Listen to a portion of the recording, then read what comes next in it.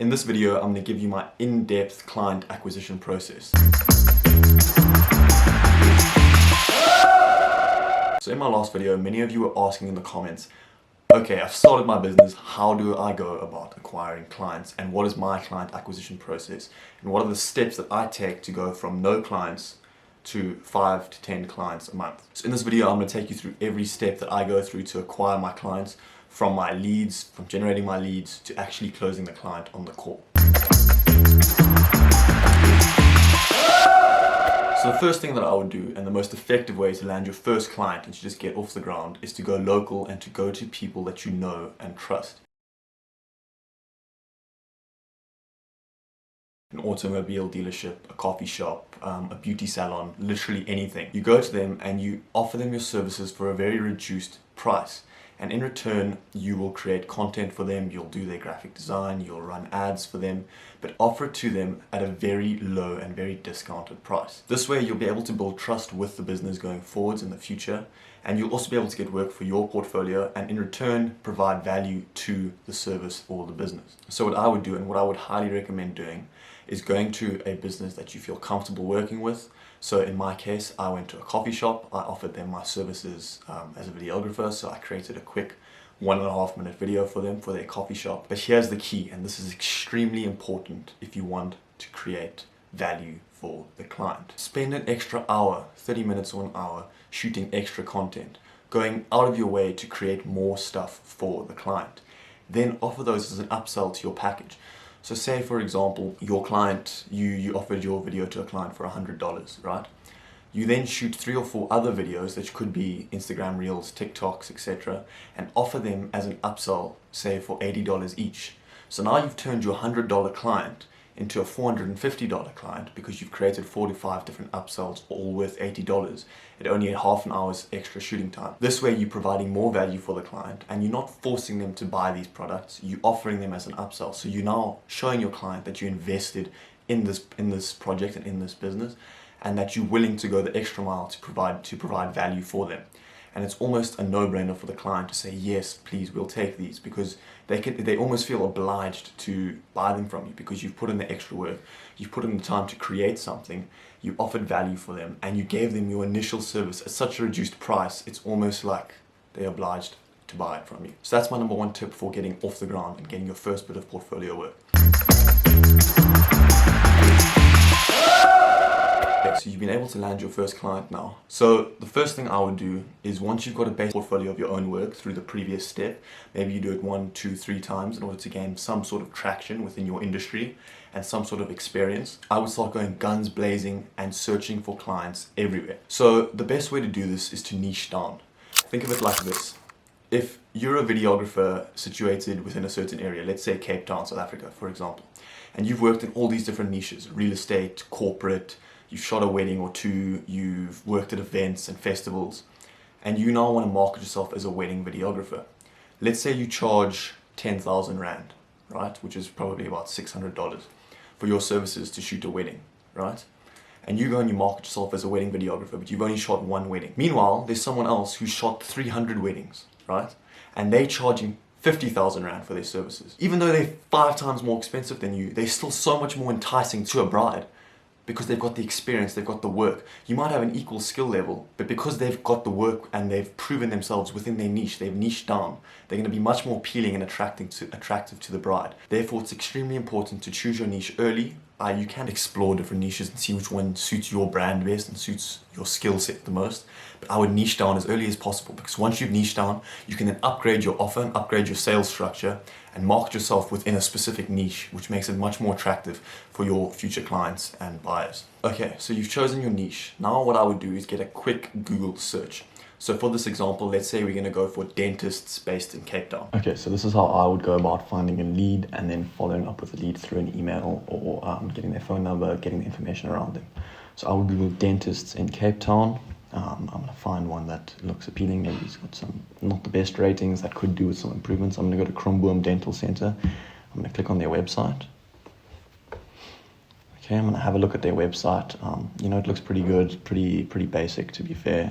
It could use a bit of work. So if I'm a website designer, I could say to them in my email, your website looks good, but maybe there's too much text and it's not as user-friendly. This is how I can help you. If I'm a copywriter, I'll read through the copy and say, your copy's good, but we can improve it here. Always try to find a way to improve the service for the client.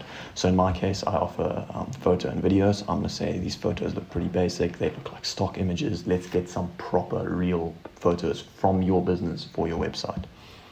So I'm just going to scroll through the website, see what I think. Then I'm going to go have a look at their Facebook. So if I open up the Facebook, I'll have a look. So it's got 6,000 followers, 6,000 likes. It looks good, but it can definitely have some improvement. Okay, so I'll have a look at their Facebook, and I can see where it needs a bit of improvement. So say they need better photos, say I'm offering Facebook ads or paid advertising, I'll look at their, see if they're running any ads. So in this case, they're not running any Facebook ads because they've hidden the advertising here at the bottom. So if I click on that, let's just see. Yeah, so they're not running any ads at the moment. So I could offer that to them as a service, offer them, say, listen, your competitors are running Facebook ads. You really need to be doing this in order to be above them or to match them. Okay, so I've had a look at their Facebook. I know what I want to offer them, and I'll go back to their website, and this is extremely important. And I'll use a tool called snov.io. So what snov.io does is it finds email addresses for the business owners, the CEO, the marketing person, and it allows you to get directly in touch with the necessary person that you need to contact. So if you just email their basic email, like info@cromboomdentistry.com, it's not really going to go to the CEO, it's not going to go to the founder, it's not going to go to the marketing person. So it's extremely important to find the person straight away. So I open up snov.io, and it's going to give me all the email addresses for the people within that domain. So it gives me 5 email addresses here. So what I'm going to do is go to Google and search the founder of Cromboom Dental Clinic, and I can see here it's Shanaz Khan. So what I do is go back to the website, go back to snov.io, and I find Dr. S. Khan. So that's the email address that I'm going to copy. Okay, and snov.io has got a free plan where you can get access to all of their email searching services, and I'll put a link to that in the description below where you can get access to that. Okay, so I've got the email address. Now what I'm going to do is craft an email, and this is a lot easier than you actually think. All you do is you open up ChatGPT, which is an AI language bot, and you literally type in what you want it to do, and it'll spit out what you need. So I typed in here, write me an email offering my services as a videographer to a dental practice in Cape Town, South Africa. And it writes the email, and I'll ask it to add things or remove things that I do like and don't like about the email. So I said, compliment the high quality and professional looking website that the dentist has. However, mention that their photo and video needs work. After doing that, it spits out an email for me, which I then copied and pasted into Gmail. I copy and paste that into my Gmail, and I will adjust it as need be. So I'm going to say, dear Dr. Khan, my name is Rafe, and I'm a professional videographer based in Cape Town. I'm writing to compliment you on the high quality and professional looking website of your dental practice. I'm going to remove this website, professional looking website of, and then I'm going to remove this and put Cromboom. I'm writing to compliment you on the high quality and professional looking website you have for Cromboom. It is clear that you take pride in your business and we want to present the best image for your patients. However, I noticed that your website's photo and video content could use some improvement. In today's digital age, having a high quality videos and images for your dental procedures can be a valuable asset for your practice, not only to be used for your website and social media platforms to attract new patients, but they can also be used for your patients' education and training purposes, which is exactly what I want to offer them. This is showing them a pain point in their business where they need help and where we can help them with our services, and I really try to highlight that within the email. Then I'll adjust what my video services include. So I'm going to say short form content for Instagram and TikTok. And let's say I might say bite size. I'm going to say short form video Instagram and TikTok, and then bite-sized content that is shareable and engaging to your audience. I have a proven track record of providing high-quality videography services to a variety of businesses, and I'd be honored to work with you for your dental practice. This is where you'll show them your previous work that I mentioned in step 1, where you're going to create your portfolio. So you could attach that here, or you could wait for them to reply to you. And then you just say, I would remove this part, and I'll say, I have so many great ideas that I would love to share with you. Would you be free for a quick 30 minutes for a quick call sometime this week to discuss this further?